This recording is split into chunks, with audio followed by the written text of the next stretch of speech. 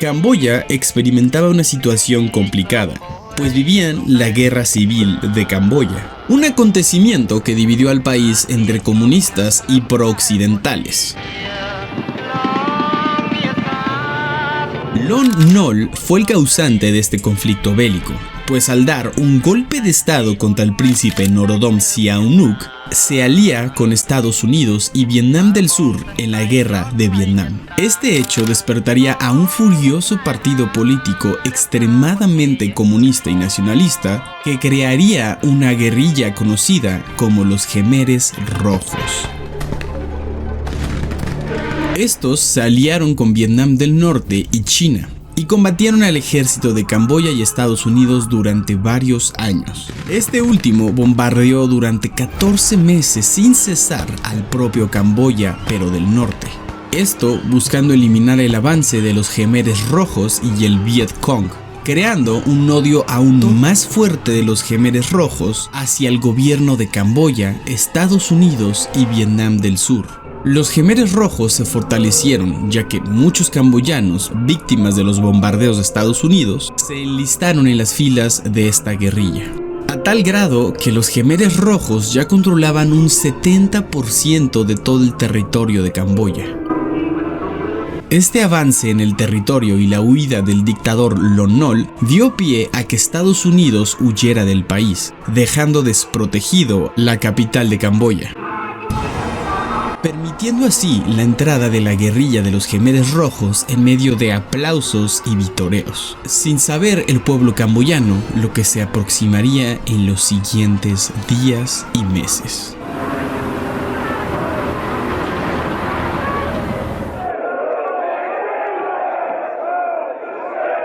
Y en 1975 queda instaurado el nuevo gobierno de la Kampuchea Democrática.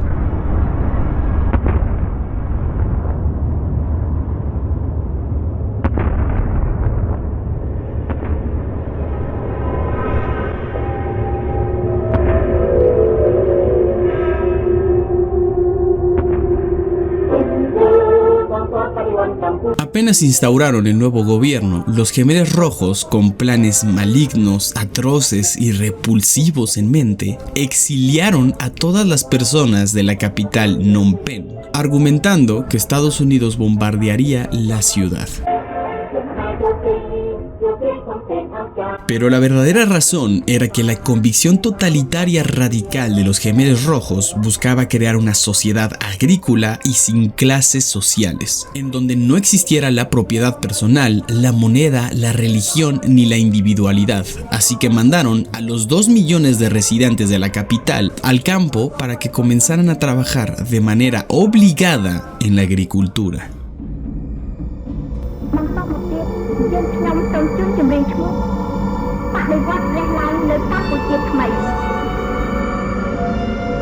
Mientras la capital Phnom Penh estaba deshabitada, los Khmeres Rojos comenzaron a construir más de 189 prisiones de máxima seguridad, que más bien eran centros de exterminio y tortura, mismos a donde mandaban a los camboyanos que se arrestaban. Los arrestaban por crímenes inventados o por el hecho de simplemente pensar que eran personas asociadas de alguna manera con el gobierno, la religión, la burguesía o la educación. Pero a los que consideraban grandes traidores no eran llevados al campo.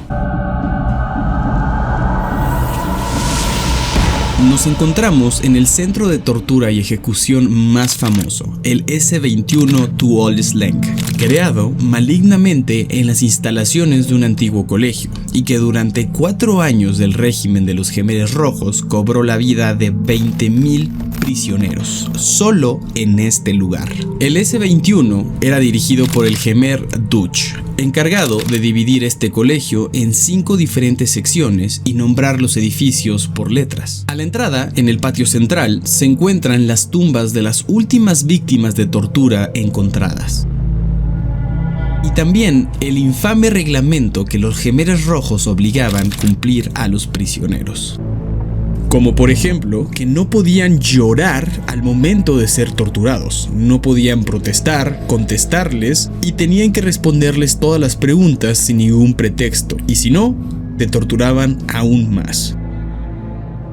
Y tan solo de estar aquí y observar los edificios, sin aún entender y dimensionar lo sucedido en este lugar, provoca mucho miedo. Y es que lo que más abruma es que es un suceso bastante reciente. Siento que aún puedo escuchar en los parlantes de esta prisión a los Gemeres Rojos dando indicaciones, gritando, dando órdenes, y todo esto mientras estoy aprisionado y con gente muriendo en tiempo real al lado mío.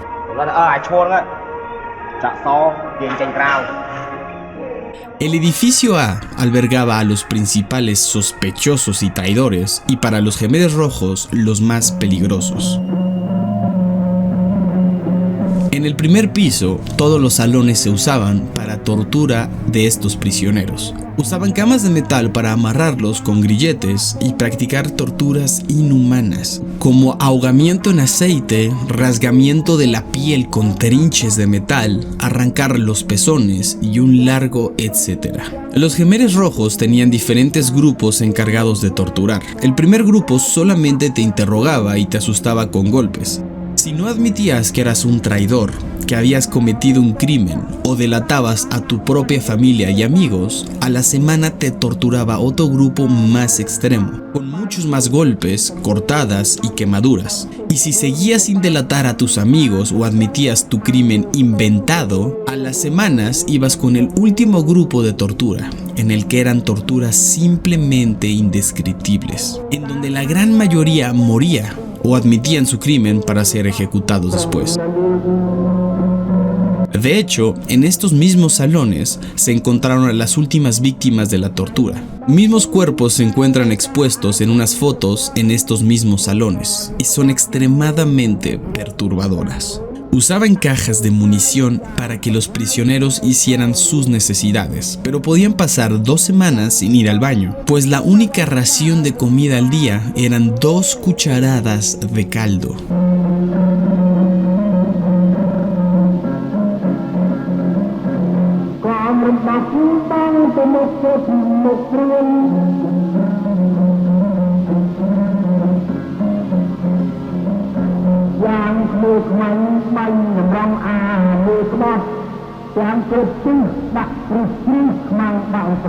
En el segundo piso del edificio A, los salones albergaban a muchas más personas, pero recordemos que estas eran las más traidoras y por ende las que recibían más malos tratos. Y bueno, en estos salones de la planta alta eran prisioneros de alta seguridad, sin embargo no eran tan peligrosos para ellos como los de la primera planta. Entonces digamos que sí, no los torturaban tanto como los de la primera planta, sin embargo los descuidaban más que los de la primera planta. Sí, podían pasar días, incluso semanas, con el piso lleno de heces humanas porque ya ni siquiera podían caber en las municiones. Tan solo pensar eso es abominante, es repulsivo.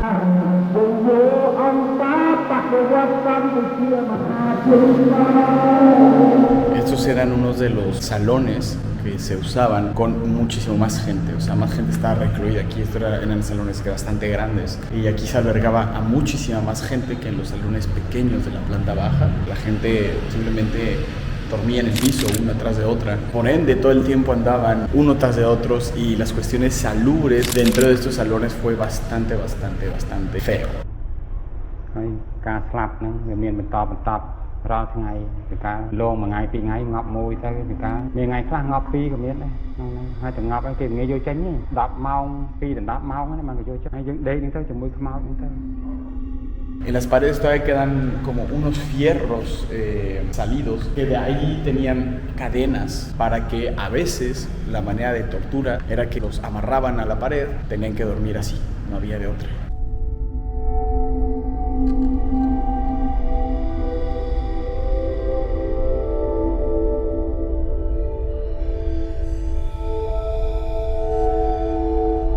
También en este edificio se exponen los restos de ropa que fueron encontrados una vez que los vietnamitas tomaron el control. Además de ser aterrorizante ver las imágenes, también es sumamente impactante ver en persona la ropa que le perteneció a un hombre y a una niña prisionera. Como pueden ver, la ropa con la que los arrestaban era la única ropa que tenían hasta el día de su fallecimiento.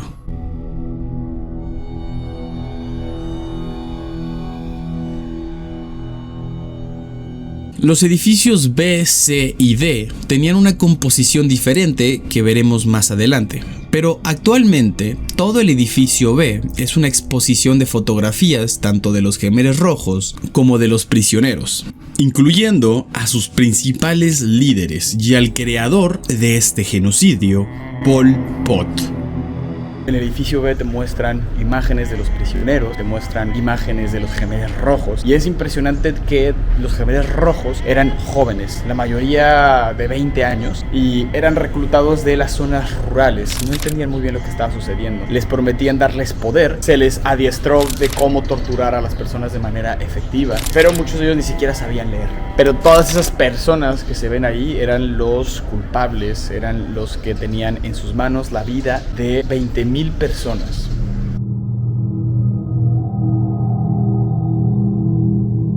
Y es que al llegar los prisioneros cada mes o 2 meses, les tomaban fotos e interrogaban acerca de sus familias. Como pueden ver, habían familias completas que capturaban. También habían mujeres y niños que igualmente sufrieron las consecuencias.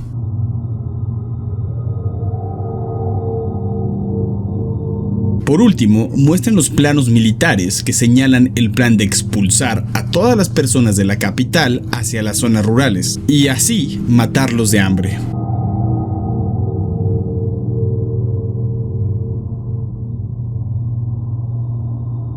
Este marco de madera lo usaban los niños para escalar, para hacer ejercicio. Sin embargo, lo usaban para colgar a la gente de ahí, de pies a cabeza, e incluso sumergirlos en ollas llenas de excremento.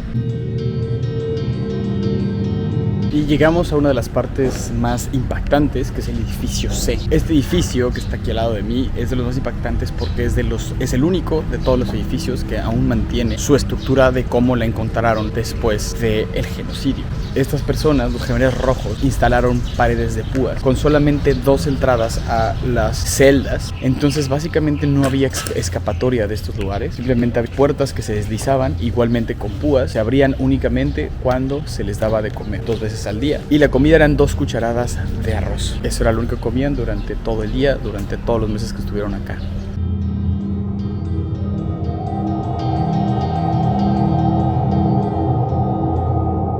La razón por la cual incluso el segundo y tercer piso estaban forrados de púas era para evitar que algún prisionero decidiera quitarse la vida al saltar de cualquier piso. De hecho, los propios Khmeres Rojos buscaban cada día que los prisioneros no tuvieran nada que les permitiera quitarse la vida.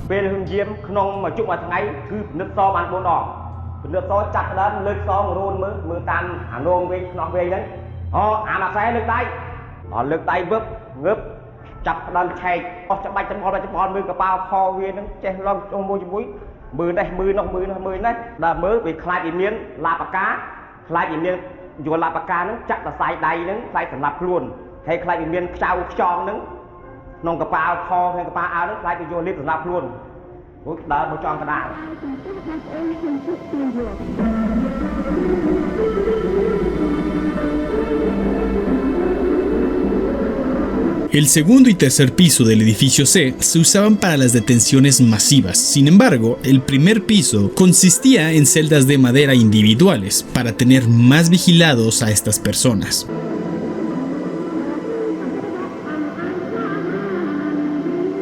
Pero lo que es realmente asqueroso es ver en qué se transformó lo que era un salón de clases. Es simplemente escalofriante.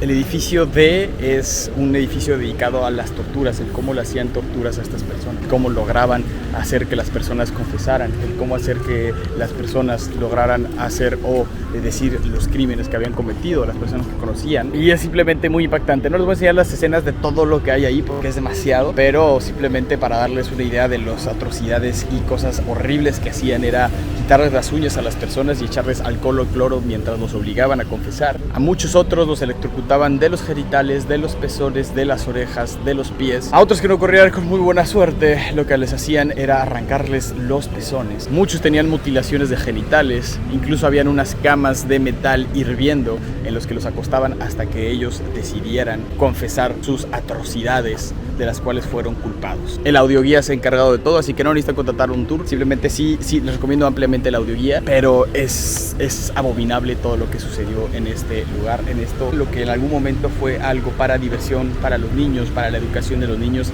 se convirtió en algo totalmente increíble en todo el sentido enfermo de la palabra. Pero ahorita vamos a otro lugar que era a donde mandaban a las masas, a los que no torturaban y mataban en específico, a los que usaban como masas, los mandaban a este siguiente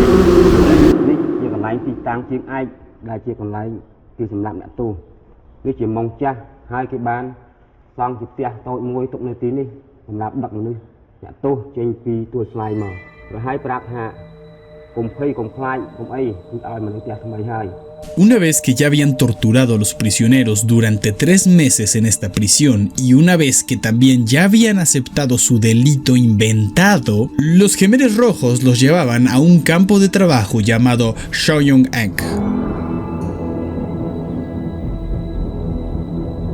Usualmente, al llegar el camión a estos campos de exterminio, las víctimas eran ejecutadas inmediatamente, pero en muchas otras ocasiones llegaban más de 300 víctimas por día, lo que hacía imposible ejecutarlas, por lo que tenían que esperar de 1 a 3 días y en el proceso las ponían a trabajar a marchas forzadas en este campo.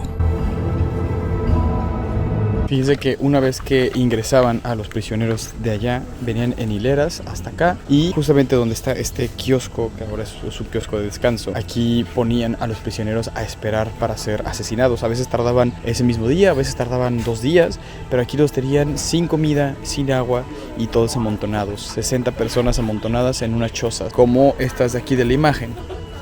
Sin embargo, estas de aquí de la imagen era para otra cosa. Aquí justamente donde estoy yo parado servía para un almacén de compuestos químicos. Y es que cuando los mataban, los aventaban a una tumba cavada en el suelo, donde cabían hasta 60 o 70 cuerpos. Y muchas veces no estaban totalmente muertos. Entonces para matarlos les vertían este químico muy potente y también eso disimulaba un poco el olor a descomposición. Y lo más fuerte es que se preguntaran cómo los mataban si no había muchas municiones, no habían armas. Pues bueno, algo muy sádico y muy fuerte es esta palma que están viendo aquí atrás de mí. Es una palma muy popular aquí en Camboya. Sin embargo, los camboyanos, los Gemeres Rojos, le encontraron un uso bastante perverso. Y es que las hojas, si las tallas, son como cuchillos y los usaban para cortar la garganta de las víctimas.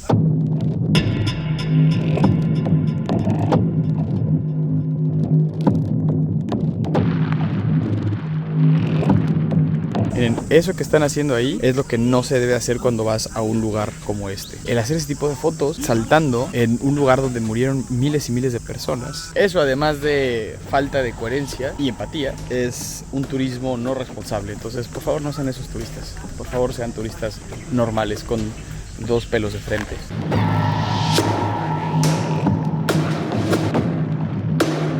Ahora, todo este campo, todo esto que están viendo ahorita verde, esto era el campo de exterminio.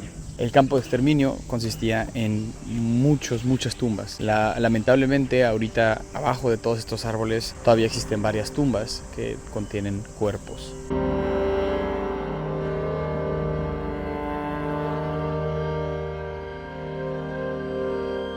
Aquí enfrente de mí estaba el lugar donde almacenaban todas las armas de exterminio y pues sí, eran tijeras, eran palas, eran sierras. Y al lado se encontró la tumba más grande de este lugar. Más de 450 cuerpos encontrados en esa tumba y pues literalmente el modus operandi de estas personas era matar lo más rápido posible con cualquier arma que tuvieran a la mano y ir aventando los cuerpos. 450 personas en este lugar en el que estamos ahorita.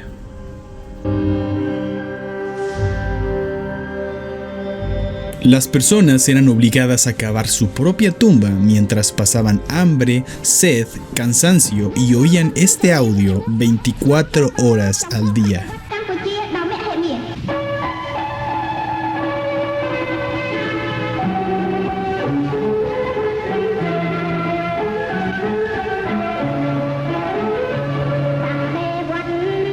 se han encontrado alrededor de 10.000 cuerpos en 86 diferentes fosas y aún quedan 43 fosas inexploradas, mismas que se pueden ver expuestas mostrando ropa y huesos semienterrados. Por ejemplo, este lugar que está aquí atrás de mí era una tumba con 166 cuerpos, pero sin cabeza. Y dirán, ¿por qué sin cabeza? Porque esta era una tumba de traidores, de militares traidores. Muchas veces cuando se daban cuenta de estas atrocidades, recuerden que eran jóvenes de 20 años, les daba miedo o simplemente querían huir, pero si se les descubría, se les cortaba la cabeza y los traían acá. Se decía que tenían la cabeza vietnamita, pero cuerpo camboyano. Entonces, de hecho, ahorita se puede ver todavía pedazos de huesos y ropa de los soldados aquí enterrados. Se habían recuperado un poco de la vestimenta de las víctimas.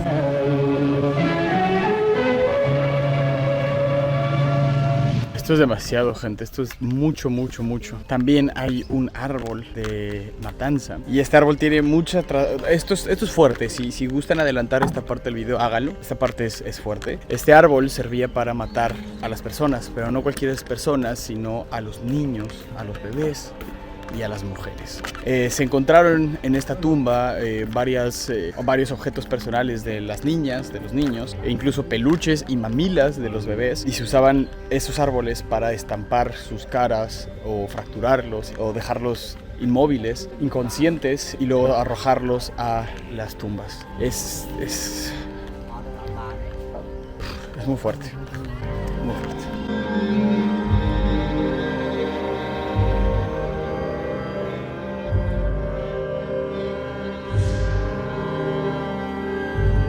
Este era el árbol en donde colgaban unos parlantes con música de propaganda con volumen súper fuerte para no dejar dormir, pero sobre todo para que no se escucharan los quejidos de las víctimas al ser ejecutadas.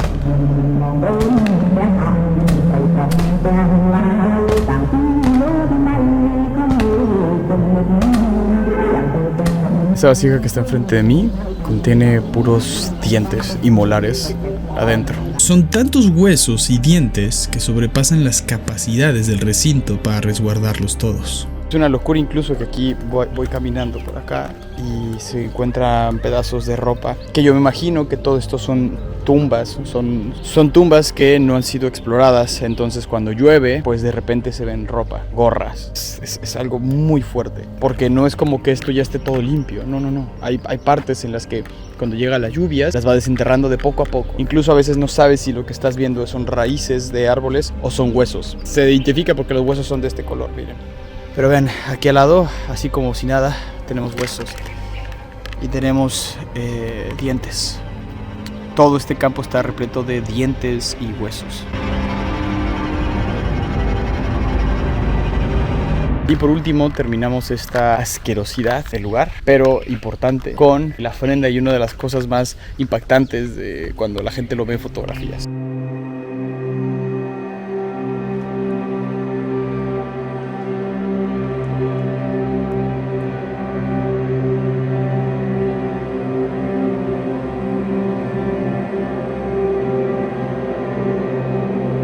El memorial es de las cosas más impactantes que he visto en la vida real, porque no das crédito a lo que tus ojos están viendo. El memorial conserva 5.000 cráneos que pudieron recuperar de las víctimas. Estos cráneos se clasifican no solo por la edad y el sexo, sino también por el motivo de su muerte. El color del etiquetado varía según si hubo evidencia de balas, de bayonetas, de herramientas de hierro, varillas, palos de madera, fracturas y un fuerte etcétera. No grabé mucho contenido aquí adentro por respeto, pero considero que es de las cosas más impactantes que se pueden ver en el mundo, sobre todo por el macabro trasfondo.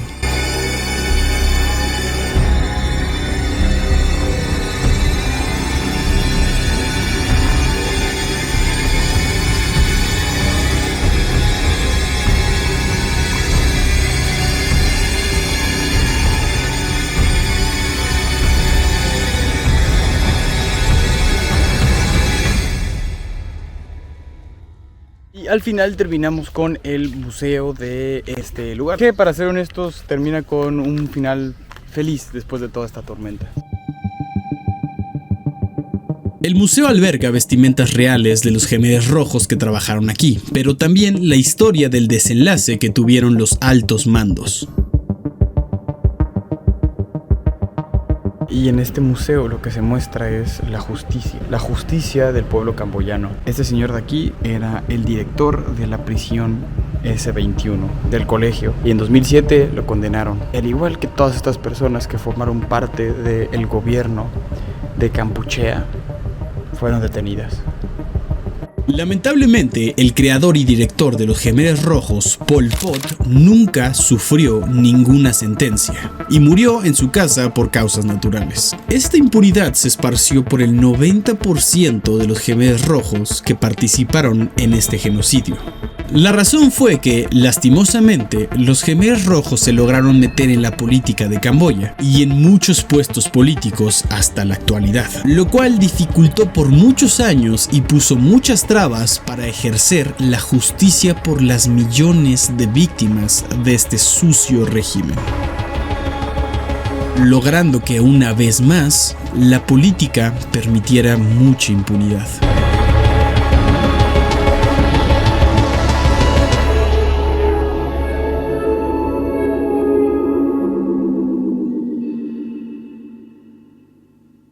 Pues hemos terminado el recorrido. Difícil experiencia de venir tanto a la prisión, que fue una escuela, tanto como venir a los campos de exterminio. No tengo ni siquiera energía física ni mental para despedir este video de una manera digna. Simplemente quiero decirles que es algo que siento que vale mucho la pena mencionar y hacer videos sobre esto, para que los que no tienen conocimiento ahora lo tengan y sepan de lo que a veces sufren las naciones, a veces sufre el ser humano. Una manera conmemorativa de hacer este video para honrar también a las víctimas de genocidios sin sentido en el mundo y también para no omitir estas partes de nuestra historia, para ver lo que está bien, lo que está mal, lo que está enfermo, lo que es una blasfema, lo que es simplemente asqueroso. Para eso es que hago este video, para conocerlo y para también enseñarles a ustedes partes y etapas de la historia humana que han sido bastante repugnantes. Espero que les haya gustado lo que les expliqué, lo que les mostré en estas imágenes. Ya ha cambiado al menos un poquito un poquito el chip de lo que normalmente están acostumbrados a ver, porque a ver, evidentemente terminando este video pues, ustedes ya siguen en su vida normal, todo bien, todo cool, pero muchas personas no tuvieron esa misma oportunidad. Entonces también sirve como para estar agradecidos con el momento en el que nacimos, el lugar en el que nacimos y con lo que tenemos ahorita. Es mi primer video en todo mi canal que toco un tema así de importante y serio y pues no sé, háganme saber si les gustó este tipo de dinámicas en mi canal. Después de esto ya volvemos a la programación habitual, espero, porque todavía me quedan países curiosos. Nos vemos en la siguiente, amigos y amigas. Abrazos y besotes.